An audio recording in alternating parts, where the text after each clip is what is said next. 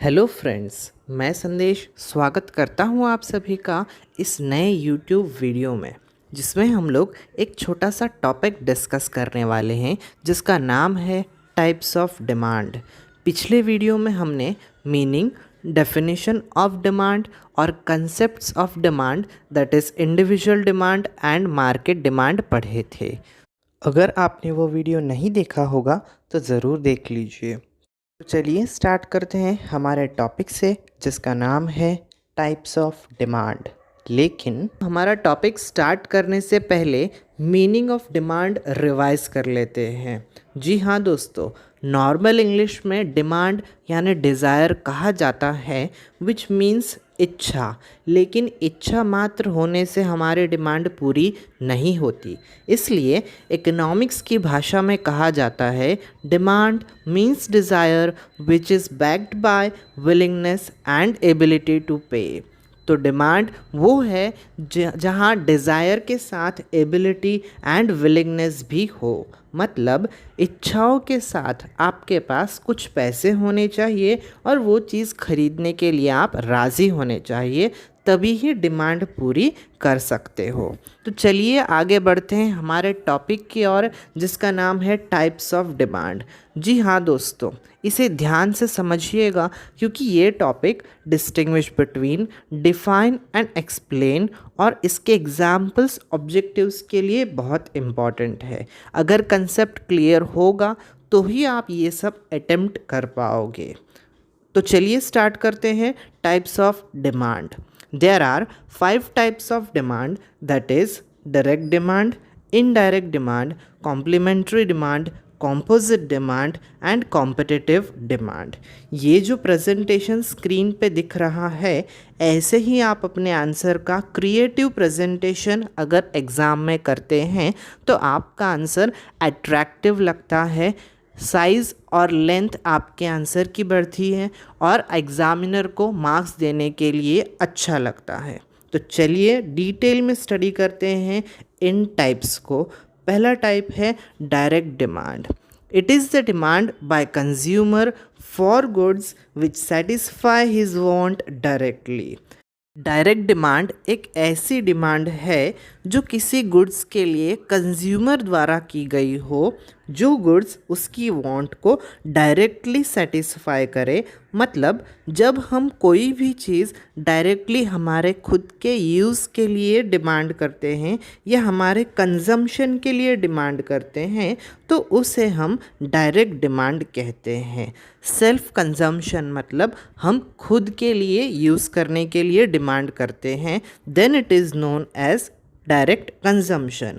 They serve direct consumption need of consumer, that is demand for consumer goods।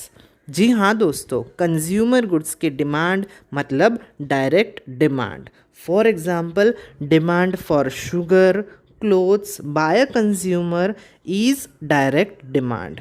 Market से हम consumer जब sugar, clothes, fruits, food grains, vegetables demand करते हैं तो वो हमारे सेल्फ यूज़ के लिए और सेल्फ कंजम्पशन के लिए डिमांड करते हैं। इसलिए ये सब कंज्यूमर गुड्स की डिमांड को डायरेक्ट डिमांड कहा जाता है। बढ़ते हैं दूसरे टाइप की ओर, जो है indirect demand. This demand is also known as derived demand. It refers to demand for goods which are needed for further production। Indirect demand एक ऐसी डिमांड है जो कोई फर्दर प्रोडक्शन के लिए की गई हो and not for self consumption.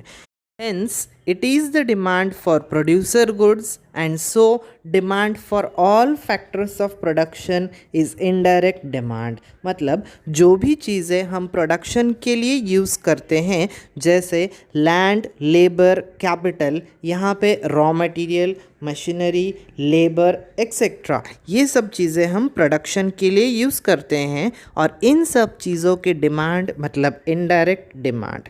Example में दिया है demand for worker in sugar factory.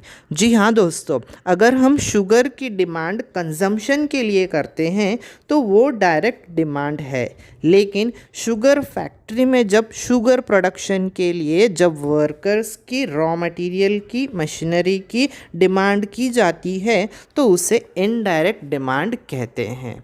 चलिए बढ़ते हैं तीसरे टाइप की ओर, जो है कॉम्प्लीमेंट्री डिमांड।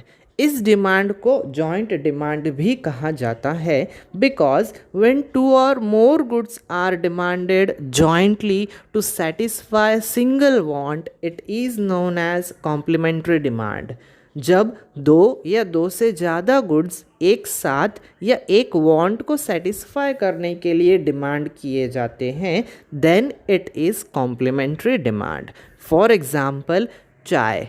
अगर आपको चाय पीना है तो आपकी सिंगल वांट हो गई चाय, लेकिन इस वांट को सेटिस्फाई करने के लिए आपको दो या दो से ज़्यादा गुड्स की ज़रूरत होगी, जैसे milk, sugar, tea powder and water. So जब हम ये सारी चीज़ों की डिमांड चाय पीने के लिए करेंगे, मतलब more goods are demanded to satisfy a single want, इसे हम कॉम्प्लीमेंट्री डिमांड और जॉइंट डिमांड कहेंगे। चलिए बढ़ते हैं फोर्थ टाइप की ओर, जो है कॉम्पोजिट डिमांड। कॉम्पोजिट का मतलब होता है संयुक्त या सम्मिलित। The demand for commodity which can be put to several uses is known as composite demand. जब हम कोई एक गुड्स की डिमांड बहुत सारी वांट्स को सेटिस्फाई करने के लिए करते हैं तो उसे हम कॉम्पोजिट डिमांड कहते हैं। मतलब एक गुड्स की डिमांड करते हैं और उस एक गुड्स से हमारी बहुत सारी वांट्स सेटिस्फाई होती है तो उसे हम कॉम्पोजिट डिमांड कहते हैं। जैसे for example, demand for electricity.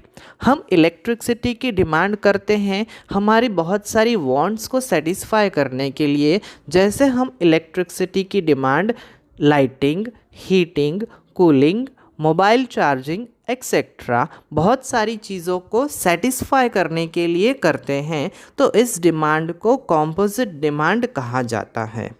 चलिए बढ़ते हैं हमारे लास्ट टाइप की ओर, जिसका नाम है competitive demand. Competitive is related to competition, स्पर्धा। लेकिन यहाँ किसके बीच कंपटीशन होगा?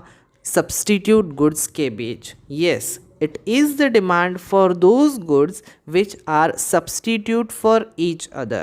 जी हाँ दोस्तों, यह एक ऐसी डिमांड है जो सब्स्टिट्यूट गुड्स पे लगी होती है। अब आप पूछोगे सब्स्टिट्यूट मतलब क्या?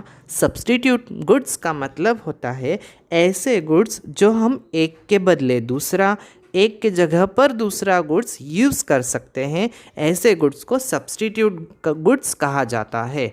एग्ज़ाम्पल, टी पाउडर, चाय पत्ती, जैसे ताज़ा चाय पत्ती और रेड लेबल चाय पत्ती, ये दोनों एक दूसरे के सब्स्टिट्यूट है, बिकॉज़ हम चाय बनाने के लिए ताज़ा चाय पत्ती के बदले रेड लेबल चाय पत्ती और रेड लेबल चाय पत्ती के बदले ताज़ा चाय पत्ती यूज़ कर सकते हैं। और इन सब्स्टिट्यूट गुड्स की डिमांड को कॉम्पिटिटिव डिमांड कहते हैं, क्योंकि इन गुड्स के बीच कंपटीशन लगी होती है मार्केट में, इसलिए कॉम्पिटिटिव डिमांड कहा जाता है। तो दोस्तों, ये थे हमारे types of demand. Hope so कि आपको ये टाइप्स समझ में आ गए होंगे। अगले वीडियो में हम मिलेंगे डिटर्मिनेंट्स ऑफ डिमांड के साथ। तब तक के लिए बने रहिए मेरे चैनल पर। Do like, subscribe and comments too. Thanks for watching.